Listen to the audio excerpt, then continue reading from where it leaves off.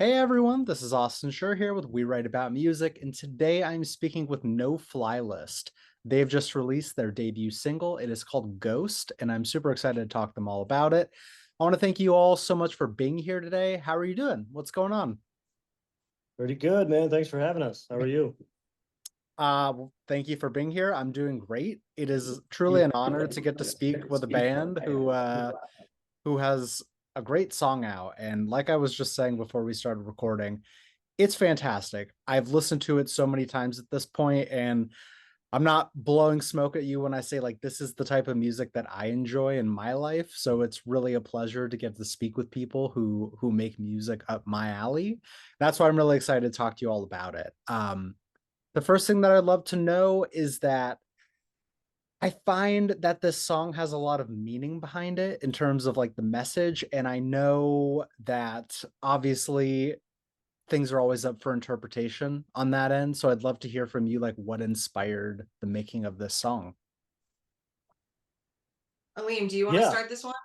yeah, I'll take it. I kind of brought this idea when the band kind of formed, and my verse and my perspective is basically about a relationship that's kind of naturally and mutually coming to an end. You're kind of hashing out the frustration, the disappointment, but also Been kind of there. realizing that something that's good can come to an end and it's okay. And it's kind of just processing what comes next after that. And then Emma added a great verse, so she had a great take on it as well. That's awesome. Truly could not have come at a better time in my life than right now. So I appreciate, Really? oh, totally. I will not get into it, but I will say that listening to the song, I was like, do they know what's happening in my life? Or is this song just like, am I just reading the words differently? So I've actually found this song to be like a piece of comfort. And I hope that other people will find it to be relatable as well, because it's a difficult subject to talk about. Everyone's got a different perspective on it. Do you find that your separate experiences came together to write the song, or is it from, I guess, one person's story? Yeah, I would say my take, my verse was from a relationship that kind of went sour.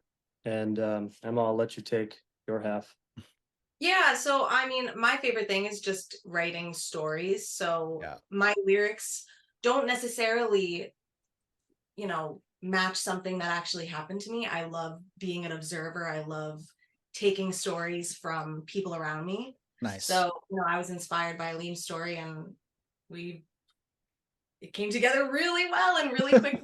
No, that's awesome. And I always say like the things that actually happened always come together musically the quickest. When you don't have to manufacture a story or make up things and kind of put yourself inside the shoes of someone else who doesn't exist, that's when it doesn't happen. But yeah, the lyrics, I mean, yeah, they're just really powerful. And I promise I'm not just saying that. Oh, that Um, means a lot. Thank you. you're welcome. Another thing that I immediately notice is it's the buildup of this song. It starts off super emotional and it's very vocals forward until the instrumental kind of kicks in. And I find that adds such a beautiful punch to the song. Right about the halfway point, and I don't want to spoil for too many people, but it just blossoms into this beautiful thing. Do you find that kind of the experience mirrors the tone of the song? 100%. Do you want to? Yeah, well, so the way this song came together, it was actually one of the first times we all as a band were in the room together. It was Mm, late night. We had rehearsals the next day, and we were just kind of playing around. And Aleem started strumming a guitar and singing what would end up becoming this chorus. nice. And I was sitting at a piano, and our guitar player John picked up a guitar, and we kind of just started hopping into like really spontaneously like arranging around Aleem's little lyrical hook. And then it kind of super organically just grew into what it was. Yeah.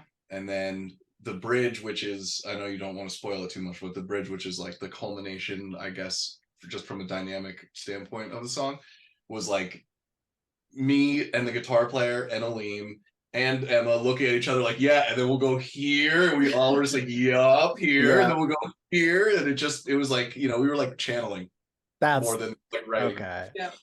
That's how you know Yeah, I you're will in a say band right there. Yeah. I will say it's extremely rewarding because the song kind of just wrote itself, and That's awesome. we literally put not that much effort into it. It kind of just blossomed organically. So No, yeah. It was great. I mean, there. You were like, "Do you have a verse?" And I was like, "Give me a sec." And I walked away for like 10 minutes and yep. came back with the Yeah, verse because it was Oh, already man. the song was there. It Sure, just sure. it needed words with it. Yeah, we just let it guide us. Mhm. We kind of just were just like, yep, this makes sense. Obviously, we're Mhm. gonna go here. Right. Yeah. Oh, that's the best. Listen, I spend so much time talking to like individual artists who have this vision and they're only proficient on say one or two instruments and they have to, find outside help for the production and the mixing and the mastering and all this stuff. And while it is their vision and it is their song, it's so difficult to like connect with other people and kind of like fill out the back half of it or really like have that person get in your head and be like, this is what I want. How can you make it happen for me? So for you four, I know there's one more person, for everyone to be there and kind of feed off of each other and be like, yes, I know what you're trying to do. I know how to complete this. Let's figure this out. Like, oh man, that makes me so happy because obviously, like this is the first song that I see on streaming. I'm sure there's more music to come, and it has me excited for other things that were probably finished in a similar way. Yeah, so like to be clear about it, like a lot of the other music that we have ready to release Mhm. along the whole spectrum of all the way finished to seed ideas that we have like demoed Yeah. out, a lot of it is a lot more upbeat and dynamically a lot different than this song. This would be like what I'd call like a deep cut, and it's odd that Oh, okay. it's odd that it's the first release to be a deep cut, but I think a big part of the reason we chose this as the first release was because it was so organically a team effort that Mhm. just kind of we all kind of just fell into together. So like that's why we picked a song that's dynamically like again a deep cut rather than like Yeah, one yeah. that's emblematic of what our sound might become. It was so natural that we're like that's a no-brainer.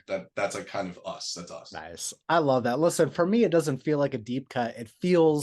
It really does feel like this organic creation that just continues to transform and surprise you. It's not the same song at the beginning that it was at the end.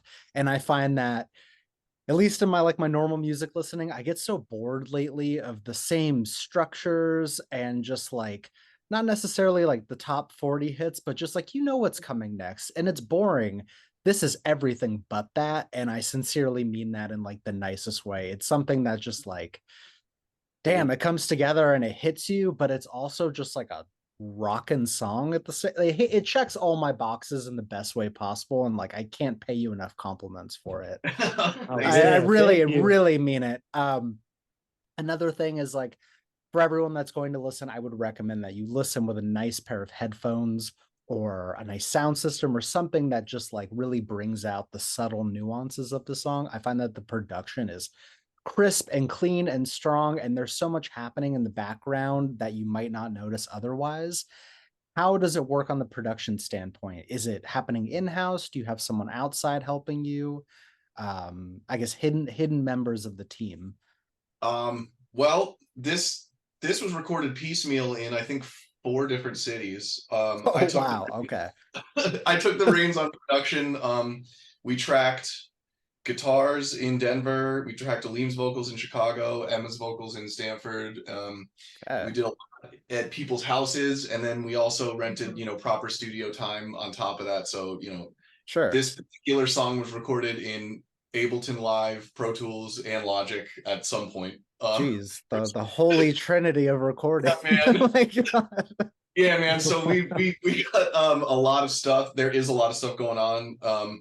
And it's like layers upon layers of stuff, acoustic guitars, electric guitars, all sorts Yeah. of stuff, like real piano plus piano in the box. And the answer is we kind of just kept building and building, and I took the reins on production, and then at the very end of the process we sent it off to a guy named Scott Ralston, who is actually a longtime hero of mine. He did a lot of production and engineering for a band called 311 that was Oh, important in my formative yeah. years. Love the And same. I think we're probably about the same age. Love 311. yeah, dude. Yeah. So I mean, I was actually a guitar tech with 311 Oh, no way.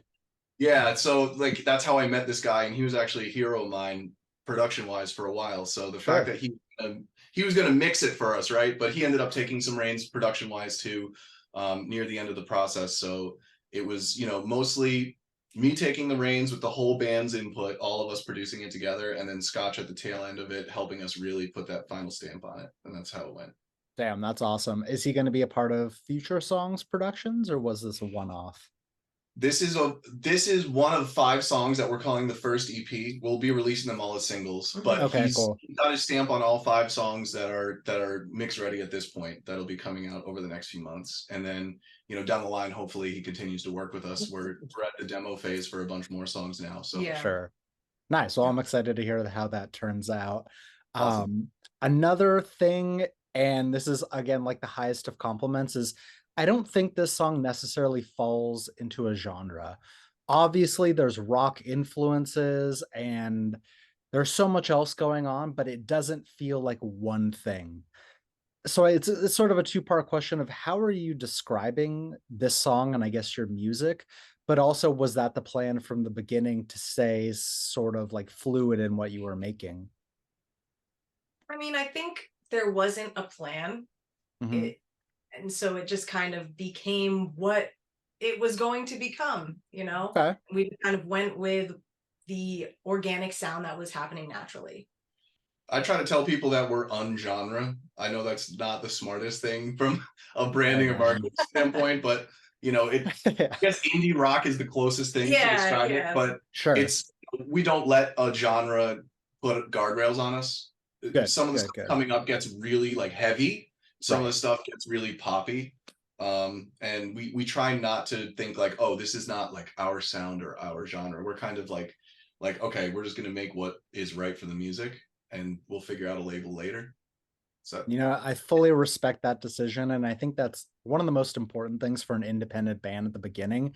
If you're only making one type of song, people are only going to expect you to make one type of song. But if you kind of cast a wide net, but it still sort of sounds like you, that's how you get a huge audience. And like I said, this touches on so many genres, and I feel like people who like pop music or rock or experimental music will still find love and something that they resonate in this song. So you can't just say, yeah, you know, we're making rock music. I think going with the ungenre thing is sort of the best thing here, because you can't set your expectations too high for who's going to listen and who might enjoy. yeah, and you know, I think, you know, specifically with Emma and Alim's voices, but also with John's guitar playing and maybe elements of my production, and Yeah. you know, each musician independently, I feel like everybody has their own kind of sound and voice, like, Yeah.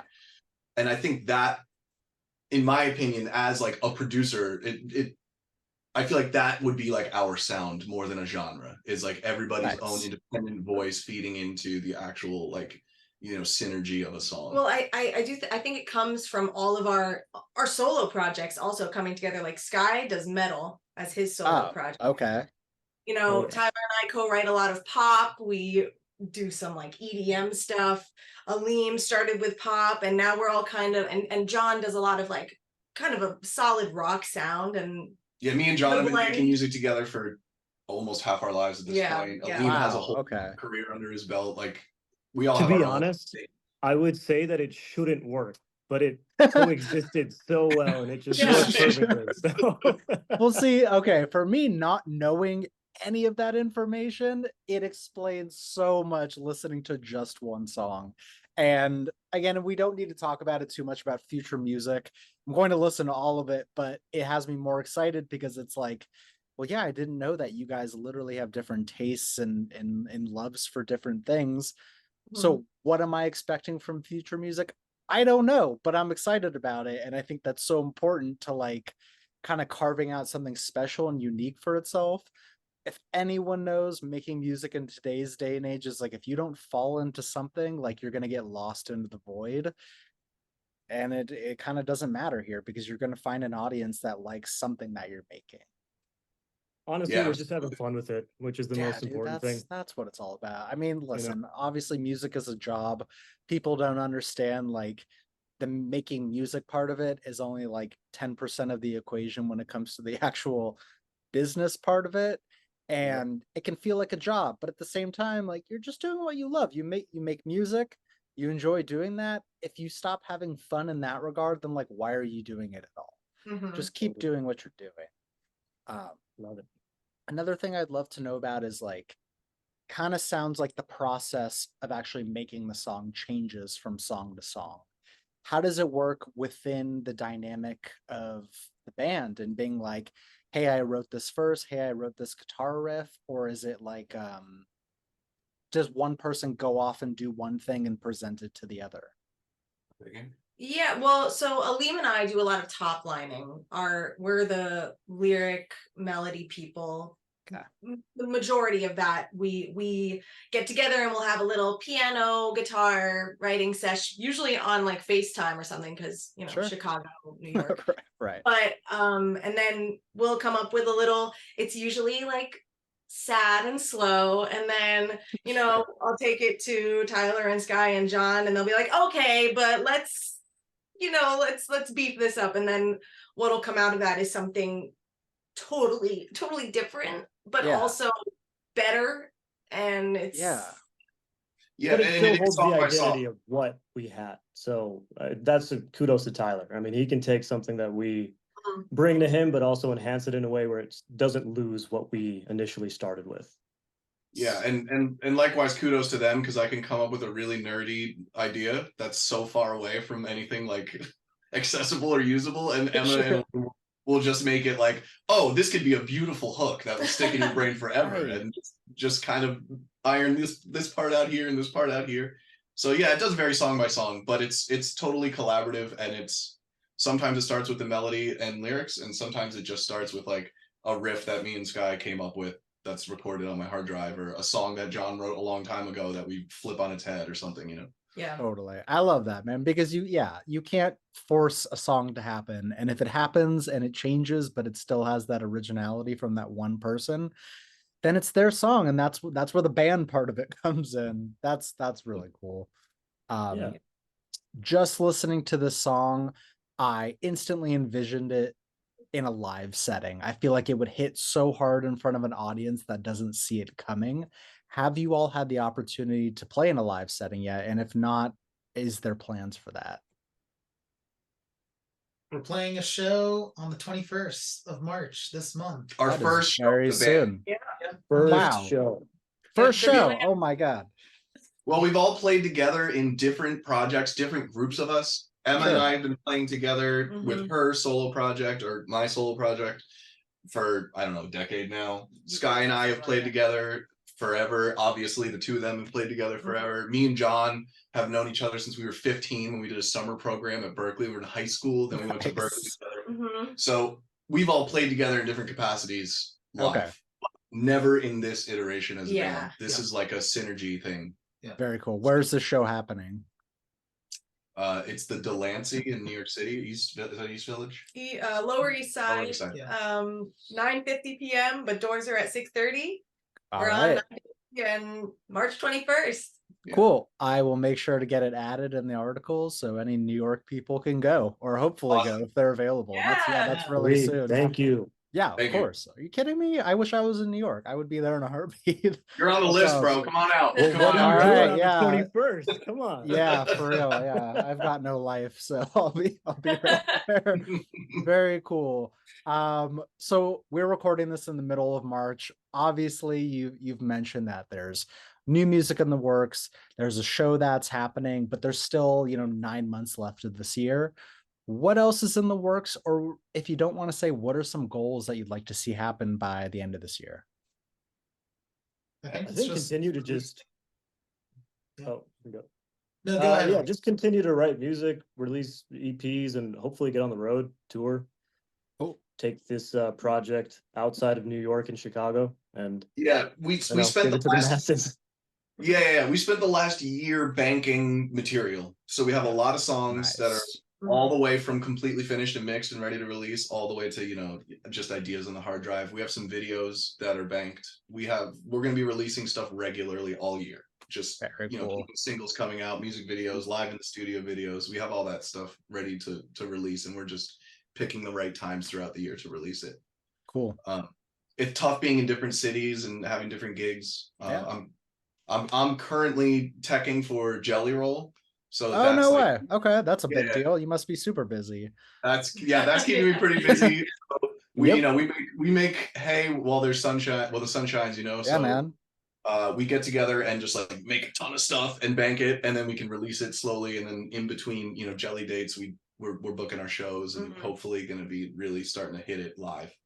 That's awesome, man.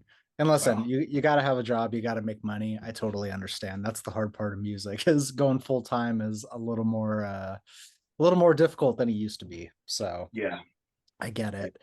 I have a couple more questions for you, and I wasn't going to ask this, but because you have such different loves for music and genres and different upbringings, is there a record from each of you that has really surprised you from another artist in the last year, or just something that you've really enjoyed that you think other people would enjoy? Oh, that's so Last hard. year. This is going to be a that's putting diverse us on the answer. spot. Yeah, this is going to be musically insanely diverse. Do we have to think Yeah. other people enjoy it? or- No. For you specifically, something that, you know, from like your genre that you love, that you're like, damn, this artist put in an album that has just been on repeat for me. The singers want to go first, and then we'll get wacky with the Yeah, singers rhythm first. section. I'm gonna be totally honest. I listen to music from like the early 2000s, the 2010s. So it's just whatever comes on shuffle and what I'm feeling that day. So Okay. anything from John Mayer, Bruno Mars, 1975. Love those kind of artists. So, yeah. All right. I listen to a lot of Jacob Collier. All right. Nice. Lizzie McAlpine. I love the singer-songwriter vibes, but Jacob Collier is less singer-songwriter now. You know, he's just all over the place, and I just love his writing. Cool. Yeah, I've been listening a lot to Mammoth, Wolfgang Van Halen, Eddie Van Halen's son's project. Oh, nice. Okay. Specifically when I'm trying to get into no fly-less mode, because I love the way that he takes like heavy like metal instrumentation and makes it accessible and makes it such that a non-metalhead could listen to it. So that's what I've been immersing myself in. Cool. Yeah, the record I would choose for this year is Xenotaph Part 2, The Singularity by Scar Symmetry. Yeah, dude. Hell yeah. Never heard of them, but I'll give it a spin. Otherworldly. Yeah, it's Swedish technical death metal. Progressive technical death metal. But yeah, Swedish progressive technical death metal. Yeah. All right. The Didn't guy think I'd be was- saying that today.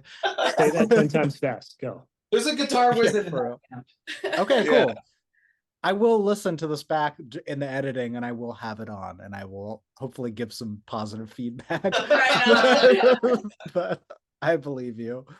Awesome. Okay, those are exactly the answers that I was talking about. Is like, you guys are so different from one another musically, but you come together and you make it work. I guess two more questions, because I just need to know why the band name No Fly List. I was like hesitant even putting it into Google.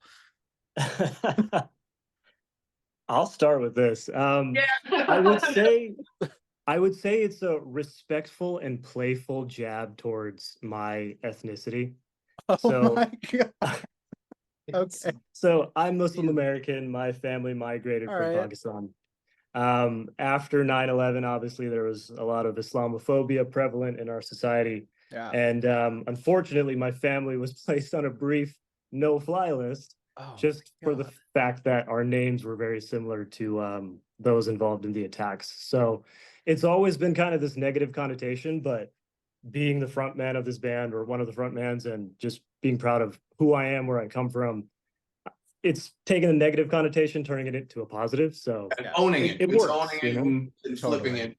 Yeah, and on top of that, I'll add the guitar player who's not here is not here because he's an airline pilot. Yeah, he's Oh, flying no planes. way. Yeah. Right now, yeah. That's Yeah. he's even gonna better. kill us for Okay. talking about that. But Right. Wow. And on top of that, there is a deeper meaning, which is like, you know, we're all, you know, 10, 15 years at least into music careers, and we've all independently had extremely close near misses with like real success. Damn. Coronavirus actually hit us all independently on different projects with like oh we have so much momentum, we're getting so close, and then we're just kind of batted down by just bad circumstance. Yeah. So it's kind of like a play on failure to launch as well, where it's like oh man, it feels like we're on some kind of like musical no-fly list, because it's like we get so close and then it just doesn't work. So it's kind of a play on all of those things at once. Yeah. Wow. Great answer. I wasn't expecting it, but truly like it helps a ton. And like the name just goes hard, like truly, like because you don't know, like, I mean, obviously, like you hear a band's name, you sort of kind of have an idea what you might be getting into. I had no idea whatsoever until I hit play, and I was like, yeah, no fly list. This tracks. This is great. Cool. This is perfect. Awesome. So yeah, don't change. Oh, thank you. My last question for you all is, it's basically, okay, so for the person that is going to discover you from this interview, what is an opening message that you'd like to say to them before they listen to the song for the first time? Tyler, you take that. Me? That's an Emma. No. Yeah, that's an Emma. Ooh, that's hard. That's a group. I need assistance. Okay, I'll take the first stab, but you guys gotta chime in. I think in my head, you know, a lot of us are like trained musicians, and we all come from a different musical background. And the idea is we want to make music that makes musicians' ears perk up, but doesn't have the effect that a lot of like nerdy musicians' music has, where people that aren't musicians will kind of glaze over and be like, that's cool for the first 20 seconds, and then be like, oh wow, okay, this is too nerdy for me. We kind of want to hide like really hip and cool music stuff and our musical educations and backgrounds. We want to kind of like sprinkle that into what is really universally accessible music. And then Emma needs to chime in from there. Yeah, and you know, while the music is complex, it doesn't come across as being like too complex. Like it's catchy, it grips you right away. You know, and the lyrics, we want to keep them relatable and simple while feeling deep. And the male female split front people also is a thing that is pretty cool, because it's like, I think it's more accessible to everybody because there's a male and a female perspective, but also just speaking purely like sonically, Aleem and Emma happen to have the identical vocal range, 1 octave apart, and their voices blend fantastically. So it's like just this weird coincidence of fate that the two of them can share the spotlight in a really cool way. And it kind of is a really cool, like, ego-free kind of scenario where the two of them share the spotlight and they're not competing for like me time, you know, out front. They're both like, they both kind of are in awe of one another in a way, and they support each other more than they try to subtract from each other's, you know, like stage time or spotlight time. And as far as the ungenre thing goes, like it's accessible to people who like pop, who like rock, who like metal, you know, going into our later songs. But there's just so many aspects of so many different types of music that people can gravitate to. So it's easily accessible while being as complex as it is. Yeah, it's secretly nerdy. Yeah. Secretly nerdy. Perfect answer. Long-winded, but perfect answer. And like, if I was just someone watching this, I'd be like, yeah, I mean, that's a great answer. I'm going to listen. So I'm going to. Awesome. Hey, I want to thank you all so much for being here and for doing this, but please let me plug your music for you one more time before we wrap up. So everyone out there, if you didn't know, I'm speaking with No Fly List. The song is called Ghost. And of course, we'll have the links in our article so you can listen and share and follow along. If you're in New York, they have a show on the 21st. We'll have that information as well. But again, seriously, this was all. I really enjoyed talking to you all, and I'm so excited for new music. Like truly 100% honest. I'm so likewise. Thank you so much. You are very welcome. All right, have an amazing rest of your day, and I hope to speak soon. All right, you too. Thanks, man. Take care. Have a good one. See ya. Bye, guys. Bye.